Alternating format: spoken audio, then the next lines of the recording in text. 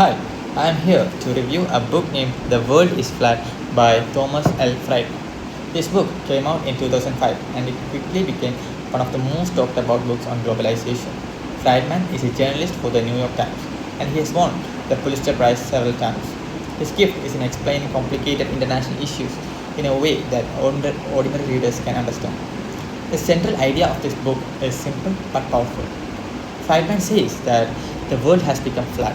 Of course, he does not mean flat in a geographical point of view. He means that technology and globalization has leveled the playing field. People, companies, and even small groups can now compete and collaborate across borders in a way that were never possible before. Friedman describes the moment of realization while visiting Bangalore in India. There, he saw young professionals doing work for American companies, jobs that used to stay within the United States. It struck him that work could now move anywhere. Talent in India, China, and Eastern Europe could plug into the same system as workers in the US. This, he argued, marked a new stage of globalization, one driven not only by countries or corporations but also by individuals. To explain how the world became flat, Friedman introduces what he calls the 10 flatness. These are the major forces that, according to him, changed the rules of the global game. The first was the fall of Berlin Wall in 1989, which opened up new markets. The second was the launch of Netscape in 1995, which brought the internet to ordinary people. Then came the workflow software, which allowed computers to work together and made collaboration seamless. The fourth flattener was uploading, ordinary people creating blogs, sharing videos, and contributing to Wikipedia.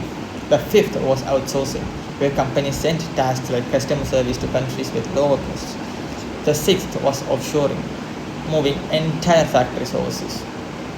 The seventh was supply chaining, where companies like Walmart used technology to link suppliers and customers globally. The eighth was insourcing, when firms like UPS handle logistics and even product repairs for other companies. The ninth was informing, with search engines like Google giving individual direct access to information. And finally, the steroids, mobile phones, wireless networks, and digital tools that supercharged everything.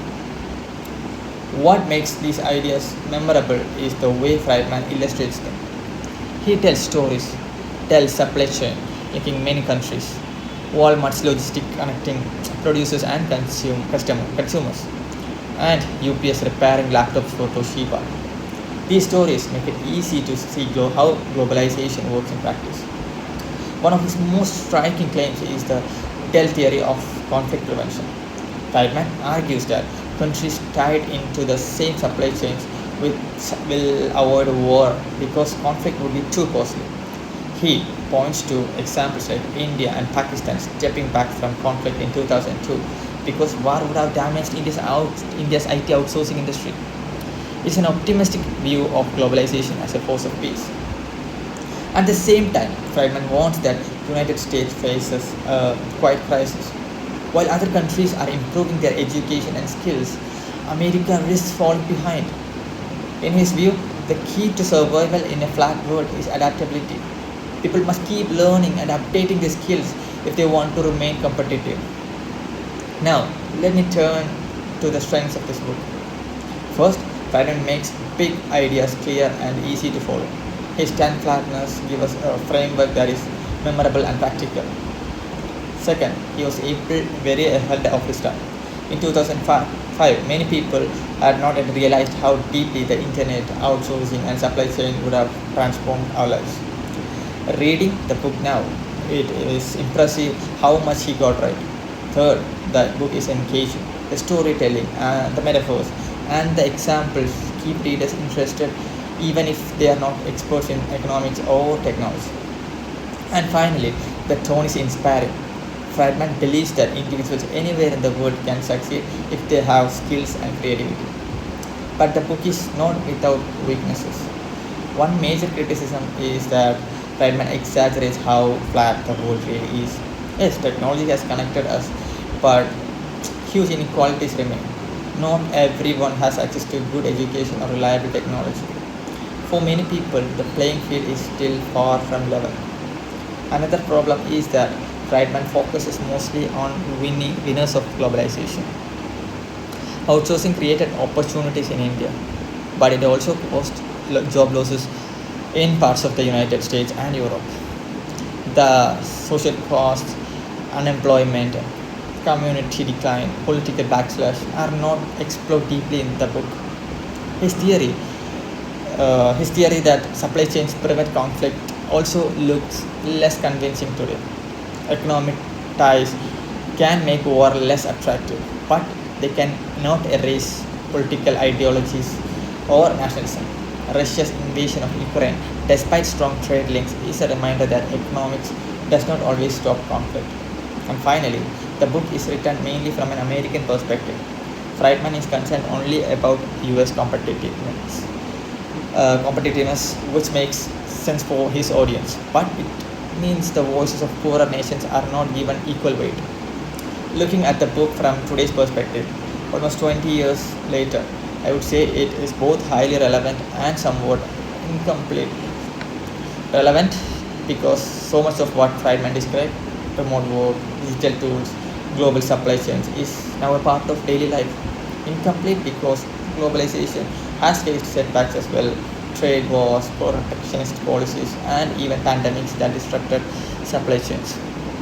In many ways, the world is both flatter and less flat than Friedman claimed. On a personal note, reading The World is Flat changed the way I think about globalization.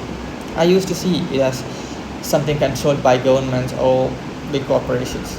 Friedman made me realize that individuals also matter. A freelancer in one country can work for clients abroad.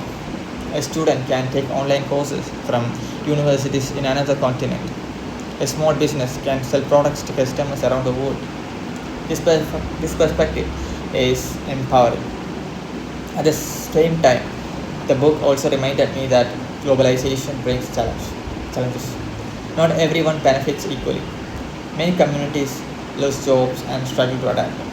That means leaders must find ways to manage the downsides through education, training, and fairer policies.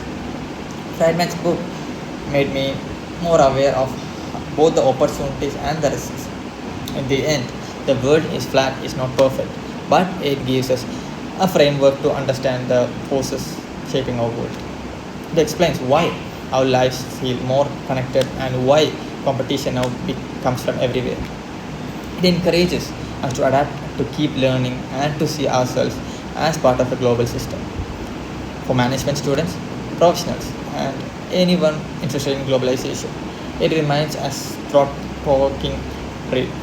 So, while the world may not be as flat as Friedman described, his book is still a mirror of a turning point in history. It helps us see how technology and globalization reshaped our lives, and it challenges us to think about how we will respond. That is why, nearly 20 years later, The World is Flat is still worth reading and reviewing.